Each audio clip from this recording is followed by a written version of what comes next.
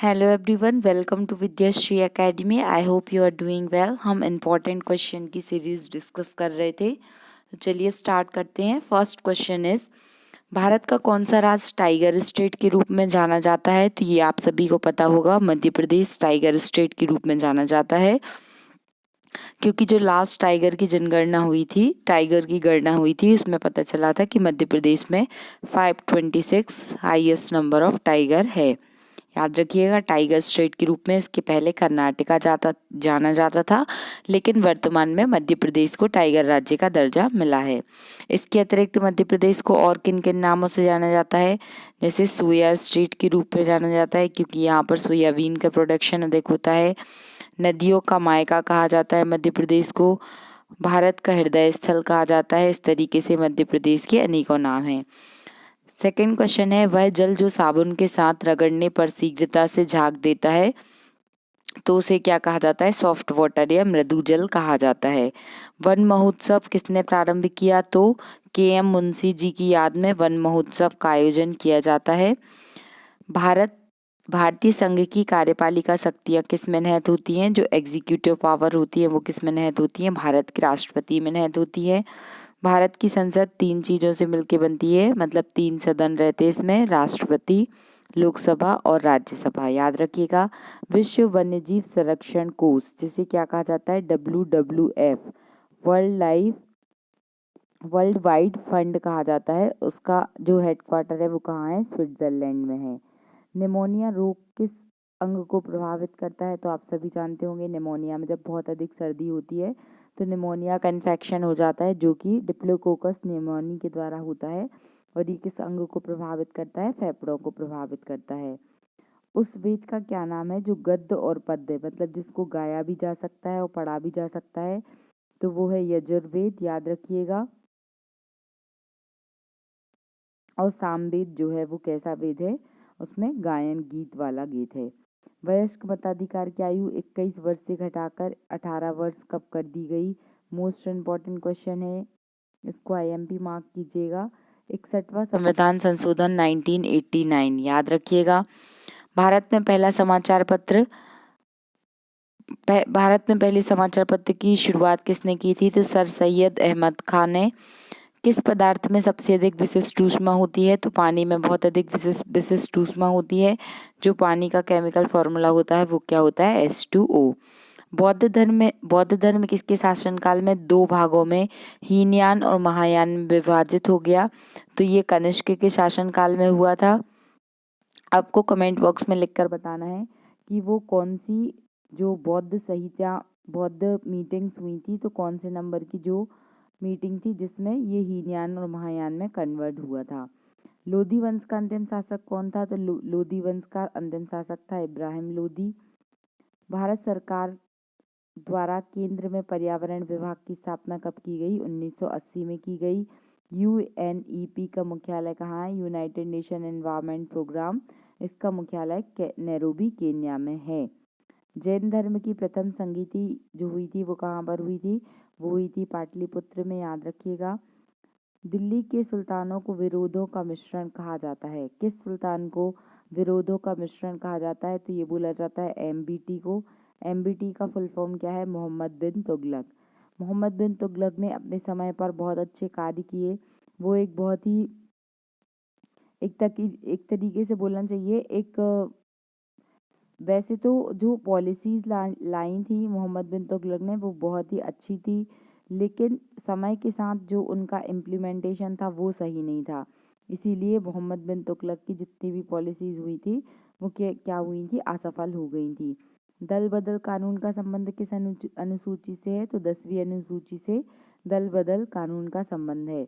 ऋग्वेद समाज की सबसे छोटी इकाई कौन सी है? तो ऋग्वेद समाज की सबसे छोटी इकाई कुल एवं परिवार है। कुल या परिवार कह सकते हैं। रेडियो धर्मिता की खोज किसने की थी? तो रेडियो एक्टिविटी की खोज की थी हेनरी बैकरेल ने। याद रखिएगा। और एक्सरे किरणों की खोज किसने की थी? तो ये की थी रोजेंटन ने। ये भी याद रखिएगा। फिर सर्वाधिक ओजोन क्षयकारी गैस कौन सी है? तो वो है CFC, क्लोरोफ्लोरोकार्बन, जो कि ओजोन परत के क्षरण के लिए जिम्मेदार है। फिर संविधान सभा का स्थायी अध्यक्ष कौन बना था? तो आप जानते होंगे की 9 दिसंबर को मीटिंग हुई थी, जिसमें संविधान सभा के अध्यक्ष बने थे सच्चिदानंद सिन्हा जी। और इनको क्यों बनाया गया था? क्योंकि ये संविधान सभा के सबसे वरिष्ठ पर्सन में से थे। और फिर उसके बाद में 11 दिसंबर को संविधान सभा का स्थायी अध्यक्ष डॉक्टर राजेंद्र प्रसाद को बनाया गया। फिर प्रारूप समिति के अध्यक्ष कौन थे? तो प्रारूप समिति एक 7 सदस्यीय समिति थी, जिसके हेड थे डॉक्टर भीमराव अंबेडकर जी। अकबर का राज्याभिषेक कहाँ हुआ था? तो अकबर का राज्याभिषेक कालानौर में था। क्लोरोफ्लोरोकार्बन किन गैसों का संयुक्त क्रम होता है? तो chlorine plus fluorine plus carbon. ये याद रखिएगा, क्लोरोफ्लोरोकार्बन।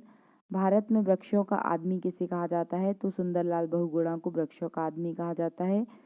इनका जो वृक्षारोपण को बचाने वाला आंदोलन था, चिपको आंदोलन, उसमें बहुत ही महत्वपूर्ण भूमिका थी। ओणम त्योहार किस राज्य का त्योहार है? तो केरल का त्योहार है। दिल्ली भारत की राजधानी कब बनी थी? 1911 में। इतिहास में किस शासक को एक शक्तिशाली नौसेना थी? तो वो जो चोल वंश था, उसकी जो नेवी थी वो बहुत ही अधिक फेमस थी। कौन सी धातु बिजली का सबसे अच्छा चालक होती है? तो वो होती है सिल्वर। याद रखिएगा, जो सिल्वर की कंडक्टिविटी होती है वो अधिक होती है। संकीर्तन प्रथा के जन्मदाता कौन थे? तो महर्षि चैतन्य संकीर्तन प्रथा के जन्मदाता थे। भारत का राष्ट्रीय जलीय जीव कौन सा है? तो गंगा डॉल्फिन है, याद रखिएगा। भारत का राष्ट्रीय फल कौन सा है? आम है। मनुष्य शरीर का सामान्य ताप कितना होता है? 36 डिग्री सेल्सियस या 98 डिग्री फ़ारेनहाइट, याद रखिएगा ये भी। आलमगीर के नाम से किस शासक को जाना जाता है? तो औरंगजेब को आलमगीर के नाम से जाना जाता है। जो हमारा राष्ट्रीय झंडा है उसमें चौड़ाई और लंबाई का अनुपात, लंबाई और चौड़ाई का अनुपात कितना है? 3:2 है। याद रखिएगा, कभी कभी ये चौड़ाई और लंबाई को आगे पीछे कर सकता है। फिर भारत का राष्ट्रगान किसने लिखा? तो ये लिखा था रविंद्रनाथ टैगोर जी ने। शहीद आजम की उपाधि से किस देशभक्त को जाना जाता है? तो भगत सिंह के नाम से जाना जाता है। भगत सिंह को जाना जाता है। राष्ट्रपति के निर्वाचन संबंधी विवादों में निपटान किसके द्वारा किया जाएगा? तो सुप्रीम कोर्ट के द्वारा किया जाता है। साइमन कमीशन के विरुद्ध प्रदर्शन करने के लिए लाठीचार्ज में किस राजनेता की मृत्यु हो गई? तो लाला लाजपत राय की मृत्यु हुई थी। और लाला लाजपत राय ने क्या बोला था कि मेरे ऊपर किया गया एक एक लाठी का जो प्रहार है वो अंग्रेजों के लिए क्या होगा? कील का साबूत होगा। एक्सरे किरणों की खोज किसने की थी? तो विलियम रोजेंटन ने की थी। बहावी आंदोलन के प्रवर्तक कौन थे? तो बहावी आंदोलन के प्रवर्तक थे सैयद अहमद खान। मानव के शरीर के द्वारा कौन सी धातु उपयोग ली जाती है? तो मानव के शरीर में सर्वप्रथम कौन सी धातु, तांबा जो होती है वो उपयोग में ली जाती है। पहाड़ी को काटकर एलोरा के कैलाशनाथ मंदिर का निर्माण किसने कराया था? राष्ट्रकूट शासक ने कराया था। भारत का राष्ट्रगीत कौन सा है? तो वंदे मातरम है। और राष्ट्रगान कौन सा है? राष्ट्रगीत के रचयिता कौन है? बंकिम चंद्र चट्टोपाध्याय या बंकिम चंद्र चटर्जी हैं। फिर भारतीय राष्ट्रीय ध्वज का डिज़ाइन किसने तैयार किया था? तो ये तैयार किया था पेंगली वेंकैया जी ने। चीनी यात्री हैंसोंग किसके समय पर आया था? तो ये हर्षवर्धन के समय पे आया था, याद रखिएगा। ये प्रश्न हिस्ट्री का है, लेकिन स्टैटिक जीके में हमेशा पूछा जाता है। मानव के शरीर में किस ग्रंथि को मास्टर ग्रंथि कहा जाता है? तो ये बचपन से पढ़ते आए हैं, पीयूष ग्रंथि को मास्टर ग्रंथि कहते हैं। लेकिन यदि आपसे क्वेश्चन आ जाए कि मास्टर ऑफ मास्टर ग्लैंड किसे कहते हैं? मास्टर ऑफ मास्टर ग्लैंड जो होती है वो क्या कहलाती है? हाइपोथैलेमस। याद रखिएगा हाइपोथैलेमस। ये क्वेश्चन भी पूछा जा सकता है। फिर भारत का राष्ट्रीय फूल कौन सा है? तो कमल का फूल राष्ट्रीय फूल है। हमारा राष्ट्रीय पंचांग कौन सा है? तो शक हमारा राष्ट्रीय पंचांग है। फिर बीएचयू की स्थापना किसने की थी? जो मदन मोहन मालवीय जी ने बीएचयू की स्थापना की थी। संपत्ति के अधिकार को किस संविधान संशोधन के द्वारा हटाया गया? तो 44वां संविधान संशोधन हुआ था 1978 में। इसके द्वारा संपत्ति के अधिकार को हटाया गया था। तो ये कुछ महत्वपूर्ण क्वेश्चंस थे, और भी क्वेश्चंस हैं, हम उनको सॉल्व करेंगे।